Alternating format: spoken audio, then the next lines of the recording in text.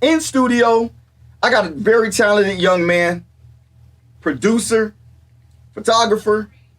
He's just a renaissance man. Man, don't make me too much. Hip hop artist. Man. But I got that. You name it. I got a young dude that's with me. He's hungry for life. Period. He's thirsty for knowledge. Period. And he's passionate about his art form and what he does. Yes, sir. And absolutely. I really value being around him because, look, I tell you, here go the secret sauce. If you want to stay young, people of my age demographic, get around young people. Get around young people so they can show you how silly you used to be. No, I'm just playing. Get around young people so you can continue to have that thirst for life. Comedian, bro. Yeah. So, well, you know, part-time comedian. So you continue to have that thirst for life. And I'm telling you, when I'm around you, I wish I had a quarter or a fraction of the potential that you have at your age. I wish I did. I was a complete idiot. Trust me. If I had anything like you, God only knows where I would be right about now. So what I'm saying, and everybody, please let me introduce you to this brother by the name of QUESOTONE. Yes, Queso, sir. go ahead and introduce yourself. And after you're done introducing yourself, please go ahead and jump into our topic of For sure. what is the value of African American music, black music in today's industry. So go ahead and introduce yourself. Yes, sir. What's up, y'all? My name is QUESOTONE. I'm an artist and producer straight up out of Detroit, man. I've recently just launched my multimedia brand, Bird Media. You can check out all my music, my content, photography, all of that on AntonioByrdmedia.com.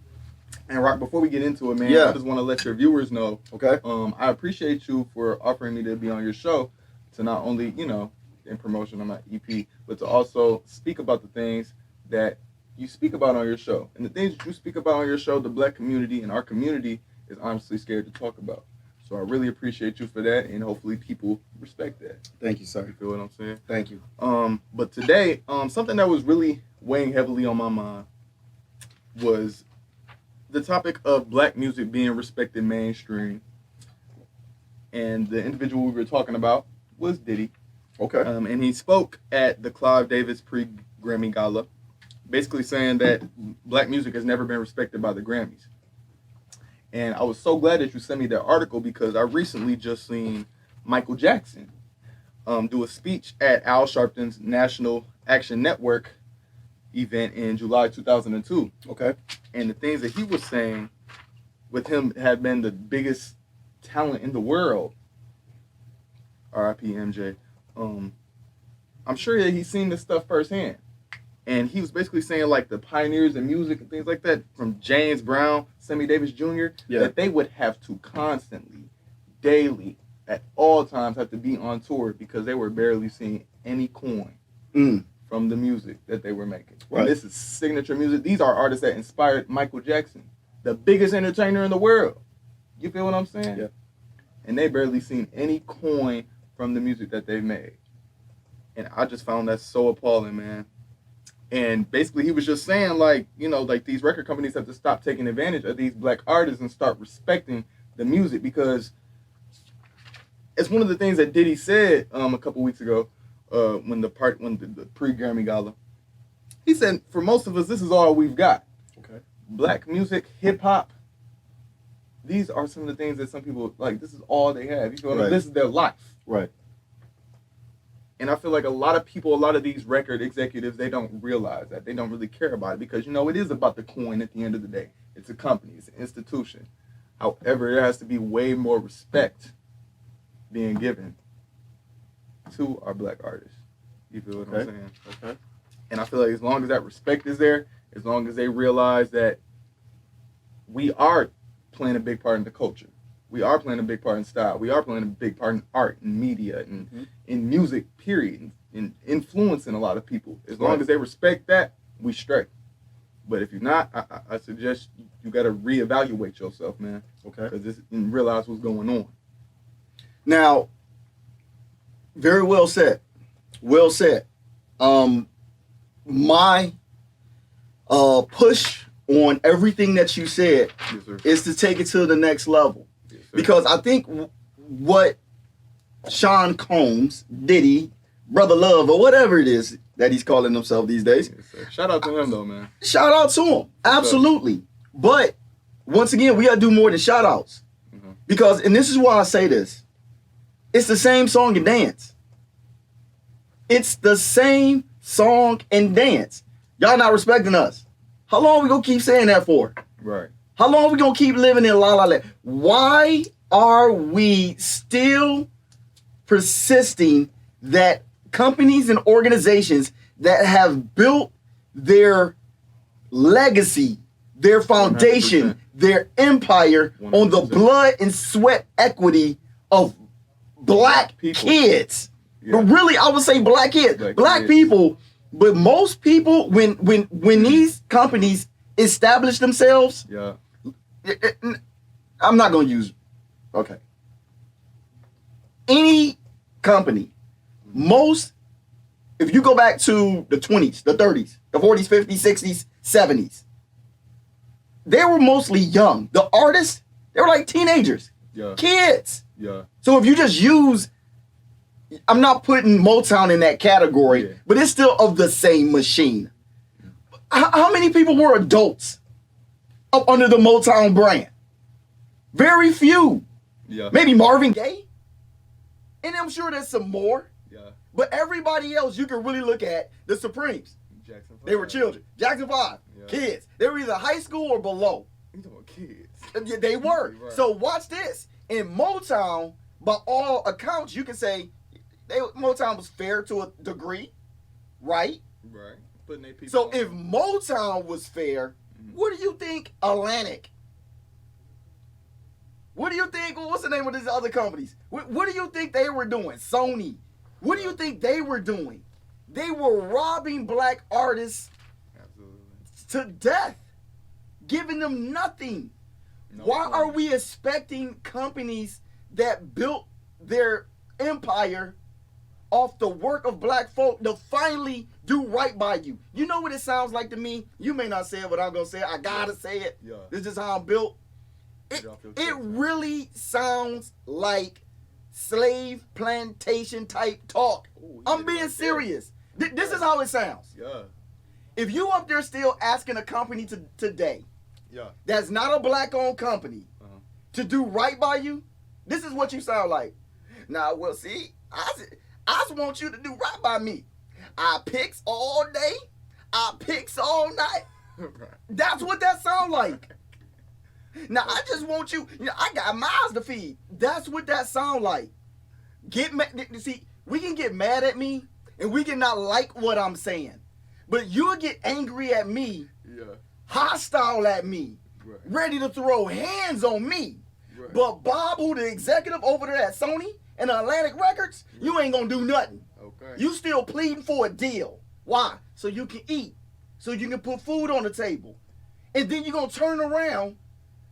Watch this. I'm just being honest. When Diddy was talking about can't stop, won't stop, Thompson, take that. It was the same thing then. The companies was doing the same thing then. The Grammys was doing the same thing I agree. then. Why do you think it's gonna get any better? I agree, man. And Watch this. Let me say this last thing. Yeah. How many Rock Nation brunches you gonna have? How many we gonna have? And we sitting here talking about Yeah. do right by us. Right. Out of all that Rock Nation brunch, out of all those little cheese croissant, little square little Triscuits, and all that freaking doggone Dom Perignon and Ciroc, after it's all being poured and drank, all that money, Yeah. after all these folds and stacks of money Yeah. that's in one room, y'all couldn't come together and say, you know what, scratch it. We're making our own award system. Yeah. You don't value hip hop. If it was rock, let rock have that kind of bread. Grammy, man. you got one more again. The Rock. I'm gonna get real black on them. You got one more again to do this mess again. And on I'm gonna clap my hand on everything. Yeah. You know what? Me and my partners, we putting our bread together. We making our own thing. We don't need a. We don't care about a Grammy. We don't want a Grammy. Hey, you can come there. No, I don't want to come there. Me and my no. I'm done, man, because I can vent on No, this right, on no, because I'm not seriously. gonna take the easy way out. Period. And you never do. And that's why Speak Rock has to speak, okay? Remind them of why this is called Speak Rock, man. We have to have a conversation. Yeah. Because these are things that the black community doesn't talk about, man. Seriously. These are things that are usually just skipped straight over and not talked about. And But you had some other points though. yes. And I also wanted to stress the fact that I'm not gonna like agree 100% on just not fighting to be accepted. Like I 100% respect fighting and declaring that we be respected by all people, especially we're a country. You feel what I'm Right. saying? This is America. We're all supposed to be united under one nation. Right. You feel what I'm saying? So I mean, I just sound like a fool just to say, oh, like we gotta, you know what I'm saying? To start our own thing. Don't forget about us. Like you know what I'm saying? Because we do have BET, and I like my favorite station. Can I stop you right there? Yeah. Can I stop you right there? Yeah. Do we have BT? Oh yeah, I heard. B- Somebody not black owns BET. BT's owned by Viacom. Look up who are the CEOs and executives of Viacom. Yeah. They not black. I heard. They not black. So But, what I I'm mean, I'm saying more is so- I'm Bob more so Johnson saying, sold. He sold BET.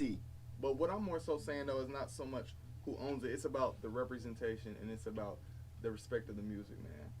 And Can I as long as disagree we with got you? Station, Can I disagree with you? Because it is about who owns it. Yeah. Because I'm gonna tell you, but here's the problem. yeah, but You're asking somebody who's not of the culture yeah, to own. respect. Yeah. Now, in a perfect world, with rose-colored glasses on, Yeah. and rainbows, and unicorns, and Lucky Charms, Yeah. and all that good stuff, Yeah. that all sounds good, and it works. Yeah. In a perfect world, Yeah. if you've been smoking that stuff, I'm just saying, it works then. But when it's somebody that's not of your culture, who Yeah. hasn't walked them out. Now, when you talk about you want them to respect something, now there's a hip hop album that came out called The Message, Yeah. right? Grandmaster Flash and all them boys, right? Uh-huh. The Message, talking about broken glass everywhere. If you didn't come up in that environment, if you didn't come up in the inner cities of the cities of the United States of America, what would you know about what hip hop is? See, how can we watch this? And not only that, how can we demand that somebody respect our art form when really our generation, and I'm not picking on your generation, I'm just saying, if I ask anybody of your generation, if I took a poll out of 10 people and asked them about the tenets of hip hop that makes up hip hop, and if your generation don't even know that, how you going to expect somebody that's not of your generation, that's an executive, that is so separated from what day-to-day life is of your life, how you going to expect for them to respect what you saying? Exactly. Most young people don't know the tenets of hip-hop. You know what they think all hip-hop is? It's a rapper. Yeah. They think that's all what makes up hip-hop, and that's so not true. And I most definitely agree with that. And that's also a point that I was making as well. Respecting the history and respecting, like Diddy was saying, respecting the music, man. Okay. Respecting the music and the value of it and the importance of it. And like I was saying with the BET.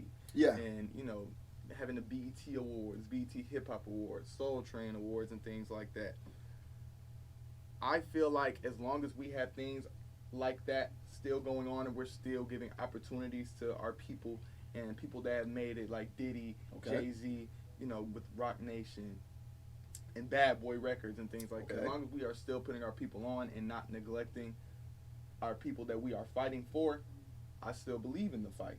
And that's period. I feel like we should be respected. And I, honestly, and I'm going to also keep it all the way real. Some people may agree with me or disagree with me.